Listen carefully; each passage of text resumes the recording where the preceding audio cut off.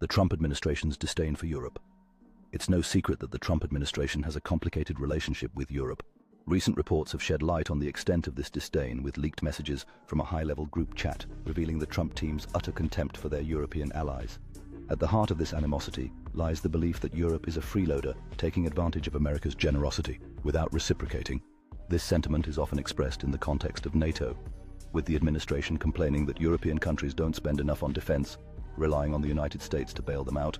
However, this perception of Europe as a freeloader goes beyond just defense spending.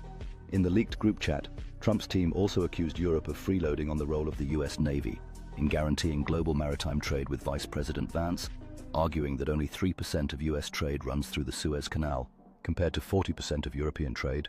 The administration's disdain for Europe also extends to economic matters, with Trump himself viewing the US-EU trade deficit as proof that Europe is exploiting American consumers without buying enough American goods in return. But is this narrative of Europe as a freeloader truly justified? While it's true that the US spends more on defense than most NATO members, and that the US Navy plays a crucial role in securing global trade, these actions are primarily driven by America's own strategic interests, not altruism. The US military buildup, for instance, is largely motivated by the desire to maintain American hegemony and counter the rise of China, rather than a concern for Europe's security. Similarly, the US Navy's presence in the Middle East is not about protecting Europe, but about preserving American influence and putting pressure on Iran.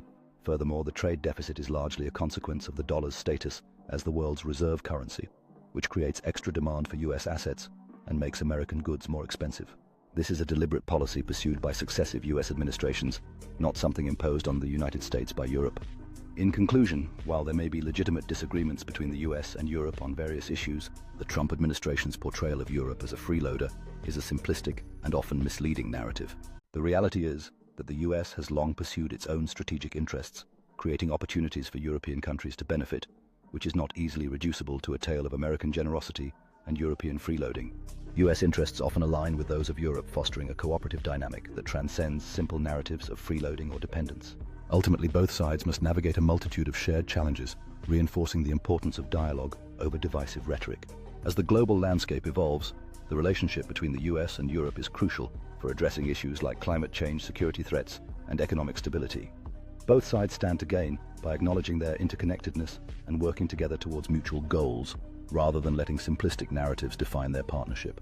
The future of US-European relations will depend on fostering understanding and cooperation, ensuring that narratives of division do not overshadow the potential for collaboration. In these shared experiences, bonds are strengthened, fostering a sense of unity and collective responsibility to address the challenges that lie ahead. The urgency of global challenges calls for a united front, where shared values and collaborative efforts pave the way for a sustainable